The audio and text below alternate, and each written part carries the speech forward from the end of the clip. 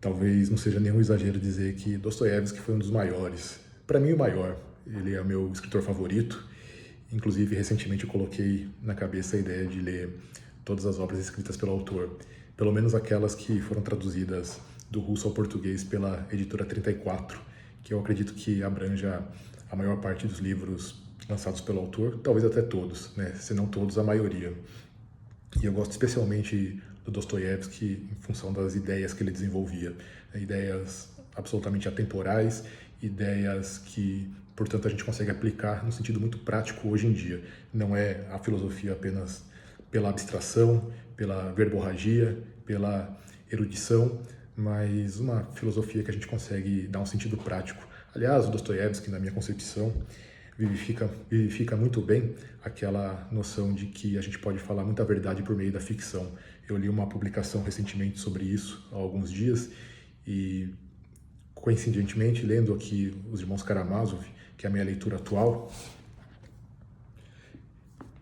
eu comecei a colher lições ali, por meio especialmente dos diálogos dos personagens, que trazem lições verdadeiramente de comportamento humano, de conduta, para que a gente possa alinhar o pensamento, a palavra e a ação.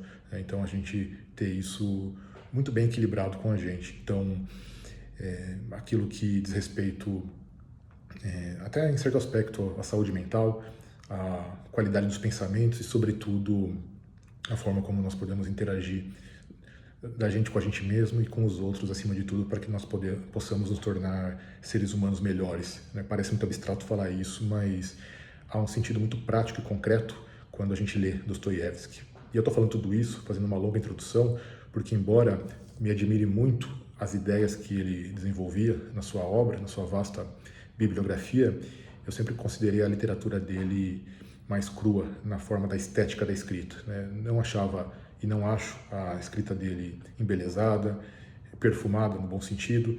Eu considero algo mais cru, mais direto, algo até mais doloroso, o que eu acredito que seja intencional. Ele teria repertório para fazer algo mais embelezado, mais aformoseado, mas a estética da escrita ele sobrepôs o conteúdo das ideias. Então, quem gosta de uma coisa mais lapidada no aspecto da perfumaria da escrita, da beleza estética, né, há outros autores russos que desenvolvem isso melhor. Dostoiévski, acredito eu, intencionalmente, ele focava nas ideias e dava um tom tanto taciturno para sua escrita, e isso por meio de uma narrativa mais crua, pelo menos dos livros que eu li até agora. Mas vez ou outra ele tinha alguns lampejos de escrita de prosa poética, vamos dizer assim, com metáforas, figuras de linguagem, enfim, colocava ali algo que tinha mais viço, mais seiva, dava mais sabor à leitura. E hoje, lendo Os Irmãos Karamazov, eu passei por um trecho que o personagem Alyosha, inclusive o personagem que o autor quis focar nessa obra, embora me parece que ele consegue dividir muito bem entre os personagens o protagonismo, a depender do momento, mas eu também estou na metade da obra, acho que muita coisa vai acontecer ainda, mas o trecho que eu li eu achei muito belo, e eu queria ler aqui para vocês, porque me pareceu um breve lampejo de poesia, de sabor, de docilidade na estética escrita do Dostoiévski, em meio às agruras de sua escrita tão crua normalmente. Então eu queria ler esse trecho para vocês, prestem atenção naquilo que está escrito, porque talvez a minha dicção não saia tão boa, mas eu vou tentar fazer de forma clara. É apenas um parágrafo, tá bom? E não tem spoilers da obra.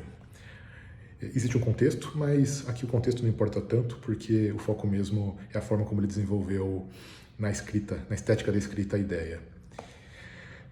Não parou nem no alpendre, desceu rapidamente os degraus. Sua alma, cheia de êxtase, ansiava por liberdade, por espaço, por amplitude. Sobre sua cabeça desmaiava a abóbada celeste inalcançável, à vista e coberta de estrelas serenas e cintilantes. Do zênite ao horizonte desdobrava-se uma vaga via-láctea. A noite fresca e quase imóvel, de tão calma, envolvia a terra. As torres brancas e as cúpulas douradas da catedral resplandeciam contra o céu safira. Nos canteiros próximos à casa, as exuberantes flores do outono tiraram a noite num sono só, que se estendeu até o amanhecer. O silêncio da terra parecia fundir-se ao silêncio do céu. O mistério da terra tocava o mistério das estrelas. Alyosha observava parado e, de repente, desabou de joelhos sobre a terra como se o tivessem abatido.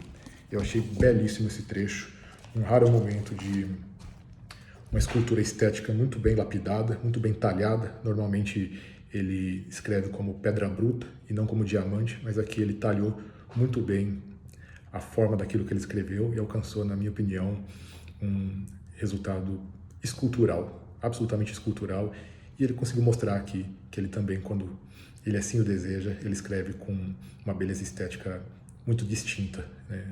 O que prova para mim que quando ele escolhe priorizar as ideias, o conteúdo, em detrimento de uma forma mais embelezada, ele faz de propósito para retratar, espelhar muito bem a realidade que ele quer demonstrar, né? Aquela realidade dura, difícil, complicada, penosa, daquela realidade que ele, de alguma forma, desenvolve nas suas obras.